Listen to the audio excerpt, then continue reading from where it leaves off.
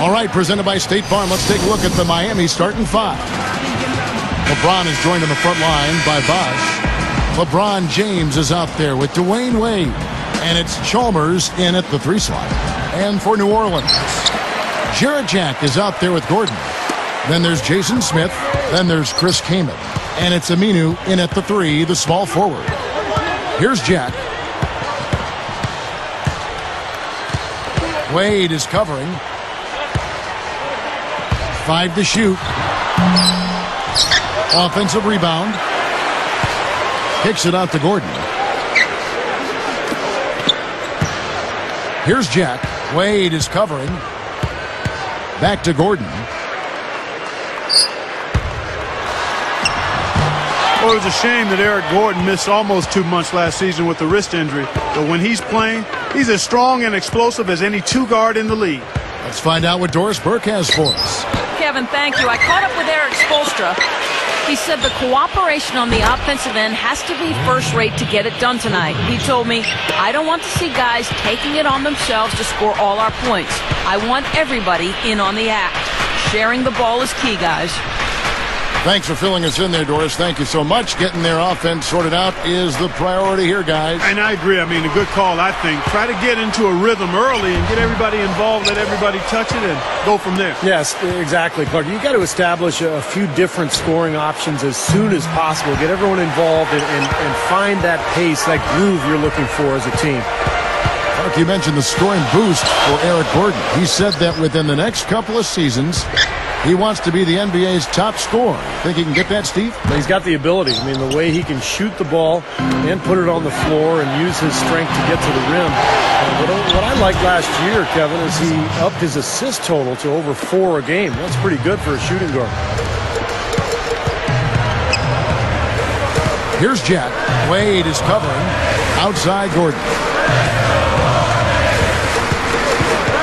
Covered by LeBron. Gordon, the pass to Smith. Back to Gordon. LeBron against Smith. He tries for 3. And again, no good by New Orleans. And last season, the Hornets were not a big scoring team. In fact, they finished in the bottom 5 in points per game in the league. But that was more a case of just tempo than actual offensive efficiency. They played a very slow style of basketball. And here is Jack. Wade picks him up. And Jack kicks to Kaman. He's up against Bosh. Shot to stop the run. Good. And Steve, you're talking about, points scored per game, the fast style or slow style. Clark, they kind of took to that style of play, that slower style. Yeah, they really actually had guys that were more suited to playing a possession-by-possession game, more of a half-court game, and that deliberate tempo really made sense for them. They're clicking offensively. A nice rhythm here, coming out strong. Shooting an excellent percentage. That's why they've got the lead. Smith against Battier. Smith outside. Passes it to Jack. LeBron knocks it away. The Heat leading by 7. Over Gordon. No good from LeBron. And it's the Hornets with the ball. They trail by 7. Spoelstra was in a really odd and tough position last season. Never before had there been a bigger free agent talent swing. And he was tasked with getting 3 huge superstars to mesh as a unit. He's done a nice job.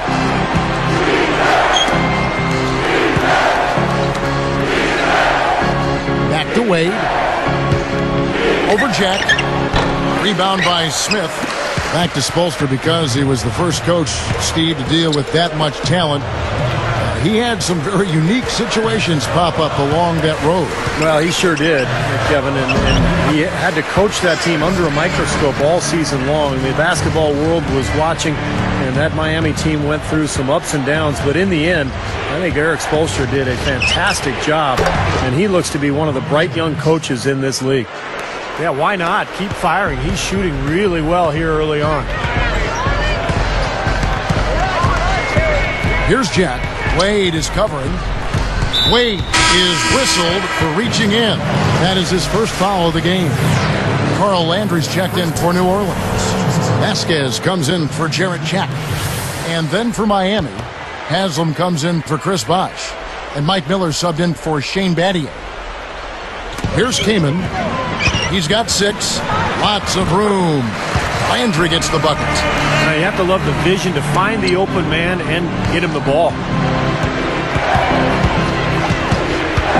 Gordon against LeBron. Defended by Gordon. James. And count it. 2 points with a chance for one more at the free throw line. Rivas Vasquez. First personal foul, team's first.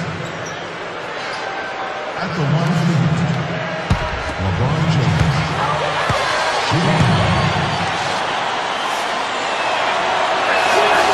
And he makes the free throw. Here is Vasquez. Wade is covering. And stolen by Miller. Pushing it up.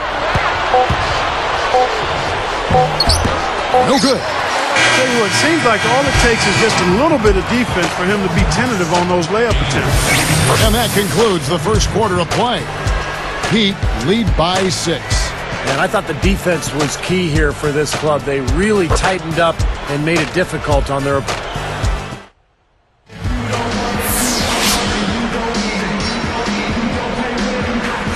Now the second quarter getting ready to start up.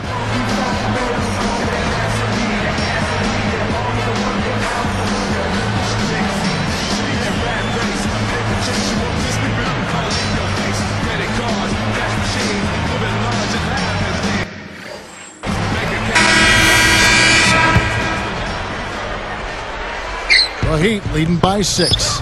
Well, Miami had such a turbulent season last year as far as the drama that surrounded that team. But they were consistent and steady on the road, and they ended up with the best away record in the Eastern Conference. So with Bosh on the bench, this is who Eric Spoelstra has on the floor. Shane Battier is out there with Juwan Howard. And it's LeBron James. Then there's Dwayne Wade. And it's Miller in at the center. And keeping us updated from the sideline, let's swing it over to Doris Burke for an update. Hi, Doris. Well, Kevin, some may have questioned Coach Eric Spoelstra throughout the 2010-2011 campaign, but LeBron James was sold from the get-go. His quote towards Spoelstra, "I have Coach Spo's back," or whatever the case may be. James said, "This is who we have." Sounds like he's confident enough, Kevin. All right, Doris. Yeah, I think Eric Spoelstra did a really good job under very difficult circumstances a year ago. And by the end of the season, I think he really earned the trust of those players. And back to Miami, you know, Clark, road trips aren't easy when you're the villains of the NBA. And there's no doubt that wanted poster in the NBA has got a picture of that Miami threesome up there, huh? I agree, no doubt about it. But I think that also helped them come together. You know, teams typically do a good job of bonding when they're on the road. That us against them mentality, nobody for you. And quite honestly, really good teams and players enjoy winning on the road more than they do even winning at home. Chris Kamen's checked in for New Orleans. Aminu comes in for Eric Gordon. Deflected. It's 2-on-1. Straight up. Aminu with the bucket. And this game is tied up now. You know, that's a case there, Kevin, of him making a pass to a spot, and then he let his teammate run right into it. Well executed. Here's Wade. Can't get it to go. And New Orleans will take it the other way. And last season was another year for Chris Kaman where injuries became a major factor. And a very tough thing to go through as a player, and especially a guy like Kaman who's very offensive-minded. When you continue to get those injuries, it really disrupts your flow and your rhythm as a player. Bellinelli with the three. LeBron grabs the miss. And Miami has possession. In the second quarter, held scoreless. Great awareness by fouling on that layup. Make him earn 2 points. Yeah, I think that's a no-brainer. I mean, send him to the line instead of giving up an easy 2. And the first one at the line is good. Checking out the game LeBron is having. He's got 8 points and also a block shot. How about this stat, guys? He's actually scored more than half their points all by himself. Well, this could go beyond the double team situation, fellas. Maybe they need to triple team this guy. Catching up on the changes with Miami. Chris Bosh is checked in for Battier. Haslam comes in for Juwan Howard. And Cole subbed in for Dwayne Wade. Vasquez dishes to Aminu.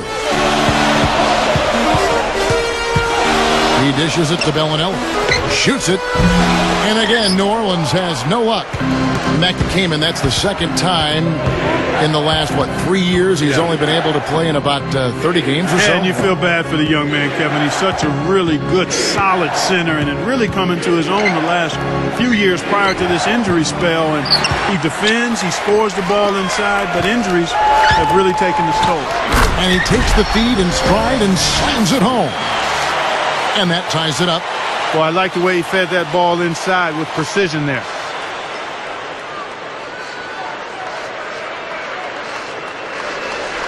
And here are the Heat. LeBron outside. Bellinelli is covering. Miller inside. He's covered by Aminu. Here is Vasquez. You knew the big three when they came together, guys, that they would be good. But they did a pretty decent job, I thought, of finding complementary players to fill out the roster after a big chunk of the salaries went to the big three. Shakes him. And he finishes on the layup. Well, they've finally taken the lead after a furious run. Well, they took their bumps and lumps earlier, but dusted themselves off, and now they're fighting back. Back to the Heat, and Clark, you're right. They searched out vets that knew how to fill a role and need and really build a team around the stars.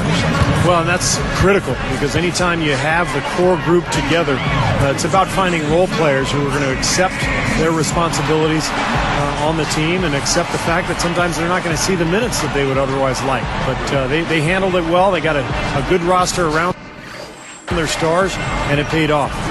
And first time out of the game called for New Orleans. This past season, Monty Williams took over the reins at New Orleans, and he came over from being an assistant under Nate McMillan, and he brought that same steady, intense approach to the Bayou. Some changes for New Orleans. Jason Smith, he's checked in for Kaman. Gordon comes in for Al-Farouq Aminu. And Jarrett Jack has subbed in for Vasquez. James Jones, he's checked in for the Heat. Battier comes in for Mike Miller. And the basket by Gordon. Back to Monty Williams, and Clark touched on it. Steve, what a dream start for the Hornets under first-year coach Monty Williams last year. Yeah, they had an excellent season. They had missed the playoffs the year before, but Williams led them to a quick start, and that really established what they wanted to do during the season. They had a nice, solid year. If David West hadn't gotten hurt late in the year, they might have done some damage in the playoffs. Moves back up. The shot is off, and Miami will go the other way with the ball. Battier outside. Over Bellinelli. Hornets with the rebound. Landry's got 3 rebounds now in this one. And stolen by LeBron. Good defense there. He was just waiting for that one. Over Jack. And again, it's the Heat missing.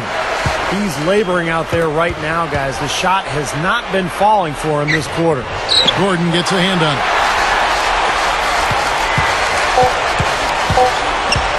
It could go. Jack. Shot no good. Hornets ahead. They lead by 2.